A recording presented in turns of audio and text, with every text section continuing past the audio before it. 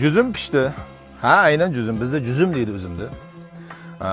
Yaqinda juzum uzish mavsumi boshlanadi. Juzum uzish mavsumida bitta narsaga e'tibor qilish kerak. Ko'pchilik e'tibor qilmaydi va sal ko'ngilsiz vaziyatlar yuzaga keltiradi. Agar uzumni egasi, uzum uzayotgan bo'lsa, ya'ni juzum uzayotgan bo'lsa, yoniga kelib turib, "Horma, yaxshimisan? Ishlaring yaxshimi?" deb ahvol so'rash mumkin. Lekin bu joyda bitta narsaga e'tibor qaratish kerak. Ishingni yengillashtirdingmi? Uzuming tugadi deb qoldimi deb aslo so'ramang. Bu so'rash uning uchun haqorat hisoblanadi. Bu puling tugadimi degandek gap. Lekin uzumchi akalar juda ham shedriy, dobriy bo'ladi.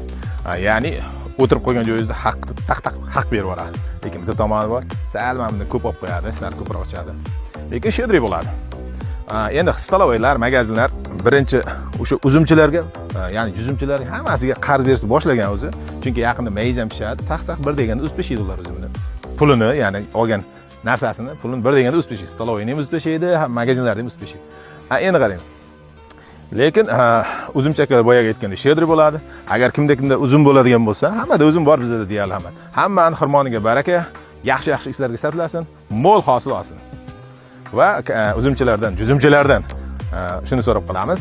Kommentariya va layklarni yondirib tashlaymiz.